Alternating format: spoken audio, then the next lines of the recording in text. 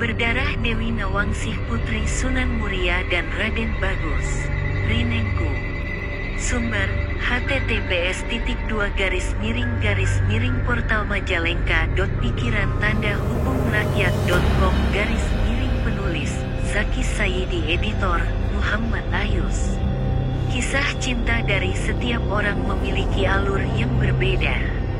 Seperti salah satu kisah cinta yang dialami Dewi Nawangsih Putri dari Sunan Muria. Sunan Muria sendiri adalah salah satu wali Allah yang menyebarkan Islam di tanah Jawa. Sunan Muria yang ikut menyebarkan Islam di tanah Jawa kemudian disebut dengan salah satu wali Songo, tentunya bukan sembarang orang. Jasa beliau dalam penyebaran Islam di tanah Jawa sangat begitu besar sehingga beliau masuk dalam kelompok wali Songo. Sunan Muria memiliki salah satu putri yang bernama Dewi Nawangsih. Konon Dewi Nawangsih dalam catatan sejarah memiliki rasa cinta kepada salah satu santri Sunan Muria yang sangat cerdas. Sejarah lisan yang berkembang di kalangan masyarakat menyebutkan bahwa Dewi Ayu Nawangsih adalah putri Sunan Muria. Dewi Ayu Nawangsih yang mulai beranjak dewasa jatuh hati kepada salah satu murid Sunan Muria yang paling cerdas dan sangat tampan menawan. Dia adalah Raden Bagus Rinengku, seorang putra mahkota dari Pandanaran. Ada pula yang menyebutnya putra mahkota Mataram. Konon, cinta mereka berdua tak direstui oleh Sunan Muria. Sang ayah telah merencanakan puterinya itu dinikahkan dengan salah seorang muridnya yang lain. Sunan Muria berusaha keras agar mereka berdua tak saling berkomunikasi. Sunan Muria menugaskan Bagus Rinengku menumpas para perompak yang kerap mengganggu masyarakat sekitar Muria. Dengan tugas ini, Raden Bagus Rinengku tidak punya waktu untuk bertemu dengan Dewi Nawangsih.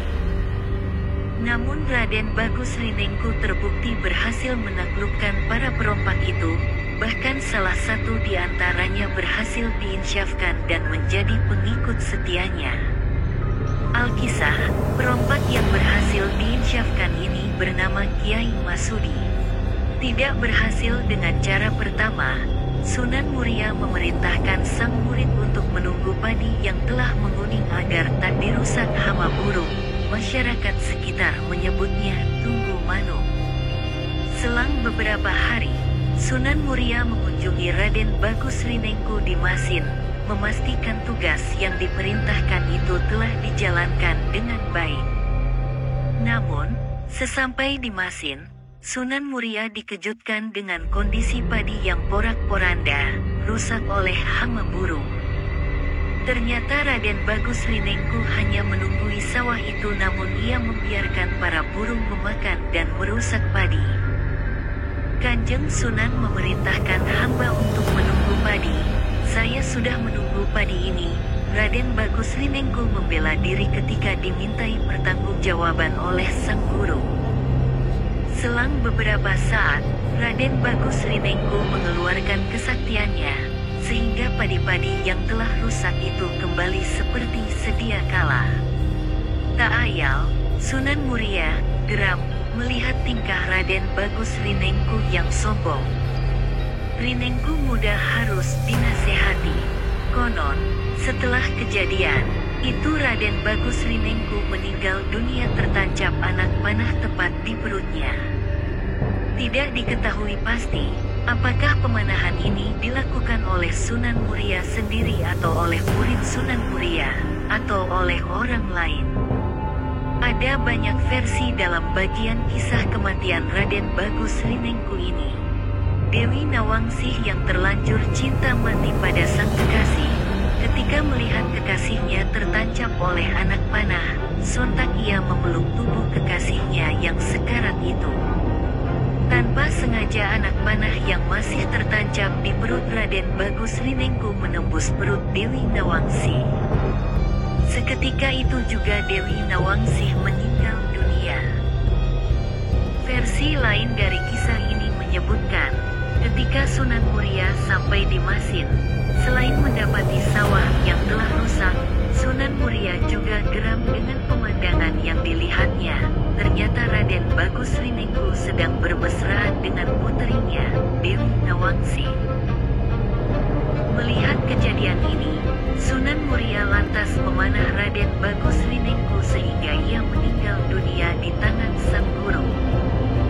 Versi lainnya menyebutkan bahwa Sunan Muria bermaksud menakut-nakuti saja, namun anak panah itu tanpa sengaja meleset sehingga menembus perut Raden Bagus Rinengku.